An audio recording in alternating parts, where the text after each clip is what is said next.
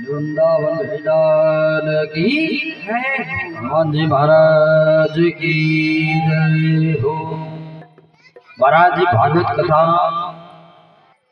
नैमिषारण्य तीर्थ में बैठे शौनकादिक 88,000 ऋषि सूत जी से प्रश्न करते हैं, महाराज जो 4 वर्ण व्यवस्था बनाई गई है, 4 प्रकार के जो आश्रम हैं, संन्यास आश्रम, इसमें महाराज जीव सन्यासी बन जाता है। दूसरा है ब्रह्मचर्य आश्रम, जिसमें जीव ब्रह्मचर्य बन के अपना जीवन पालन करते हैं और मोक्ष की प्राप्ति कर लेते हैं। तीसरा है वानप्रस्थ आश्रम, जो जंगल चले जाते हैं, जैसे हमारे नागा साधु होते हैं, वो गुफाओं में छिप जाते हैं और महाराज 1 साल के बाद में जब कुंभ लगता है प्रयागराज में तो निकलते हैं। चौथा आश्रम गृहस्थ आश्रम, जिसमें हम सभी रह रहे हैं। सबके लिए महाराज बताया गया, जो ब्रह्मचर्य रहते हैं, वानप्रस्थी हैं, सन्यासी हैं, वो अपना कल्याण किसी न किसी मार्ग से कर लेते हैं। लेकिन जो गृहस्थी जन है, उसके कल्याण का कारण और उपाय क्या है? गृहस्थी जन तो महाराज सोच के बैठे हैं कि मुझे भगवान की प्राप्ति नहीं हो सकती। लेकिन इन तीनों आश्रमों में सबसे बड़ा आश्रम गृहस्थ आश्रम है, क्योंकि ये तीनों आश्रम गृहस्थ आश्रम से ही चलते हैं। अगर गृहस्थी जन ना होते, गृहस्थियों के पास संत भी आते हैं, ब्रह्मचर्य भी आते हैं, वानप्रस्थी भी आते हैं। अब यहाँ गृहस्थी जन रह रहे हैं, तभी हम लोग आए, यहाँ कथा चकाचक हो रही है, दोनों टाइम की व्यवस्था, भोजन पानी की, रहने की सुंदर सुव्यवस्थित ढंग से हो रही है। तो क्यों हो रही है? क्योंकि यहाँ गृहस्थी रहते हैं।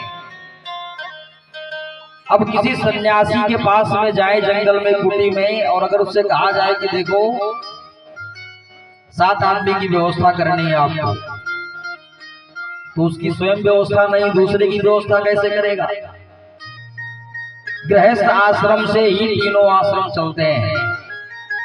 गृहस्थ आश्रम में रह के परमात्मा की प्राप्ति हो सकती है, लेकिन महाराज उसके लिए 4 प्रकार के संयम संतों ने बताया है। पहला संयम है इंद्रिय संयम। अगर गृहस्थी जन अपने इंद्रियों पे संयम करें तो महाराज उन्हें मोक्ष की प्राप्ति हो जाएगी। लेकिन इंद्रियों को साधना इतना आसान नहीं है। आजकल क्या है, हम लोग अपने अपने मन के हिसाब से चलते हैं। जो मन कहता है वही हम लोग भोजन में पाते हैं, जहां मन करता है वही जाते हैं। छोटा सा मन है, इतने भारी शरीर को चला रहा है। मन से ऊपर उठना पड़ता है। और इंद्रिय महाराज इतनी शक्तिशाली है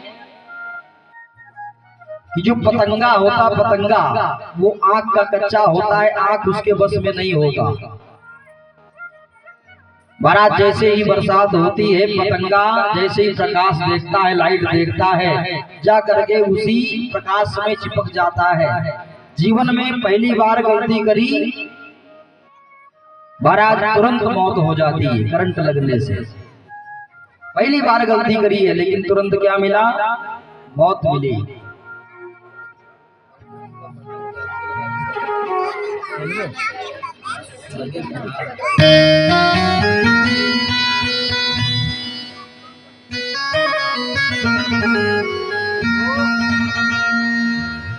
पतंगा जीवन में पहली बार गलती किया, करंट लगने से मृत्यु हो गई। उसकी केवल एक इंद्रिया जो उसका नेत्र है आंख, वो उसके बस में नहीं है।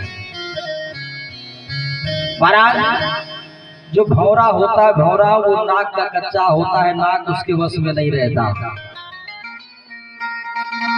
जा करके कमल की पंखुड़ियों में बैठ जाता है और सुगंध लेते लेते महाराज उसी में विश्राम करने लगता है। सुबह होते होते उसकी मौत हो जाती है। एक इंद्रिय उसके बस में नहीं है, केवल नासिका। जो हिरण होता है, हिरण का कान उसके बस में नहीं रहता। जैसे ही बहेलिया सितार बजाता है, वो महाराज तुरंत भागता है और जैसे भागता है बहेलिया उसका शिकार कर लेता है। केवल कान बस में नहीं होने की वजह से जीवन में पहली बार गलती करी, तुरंत उसे मौत मिला। जो मछली होती है वो मुख की कच्ची होती है, मुख उसके बस में नहीं रहता। और जो मछली लगाते हैं उन्हें पता है कि इसकी कमजोरी क्या है। ऐसा कुछ कांटे में फंसा के डालते हैं, मछली तुरंत खा लेती है। पहली बार गलती करती जीवन में तुरंत मौत मिलता है। लेकिन ये जो जीव है, ये महाराज अपनी 10 इंद्रियों से बार बार गलती करता है। इसे मौत क्यों नहीं मिलता? तो महाराज हम लोगों को समय मिला है, एक एक श्वास मिली है। ये जीव निवेदन करता है परमात्मा से, 84 लाख योनियों में भ्रमण करता है, प्रभु एक बार मनुष्य का शरीर बनाना। दुर्लभो मानुषो देहम देही नाम सर्वंगुरा। ये मनुष्य का शरीर जो मिला है ये दुर्लभ है। देवता भी तरसते हैं मनुष्य बनने के लिए। क्यों? क्योंकि महाराज हम लोग मनुष्य जो चाहे चकाचक बना सकते हैं, पा सकते हैं।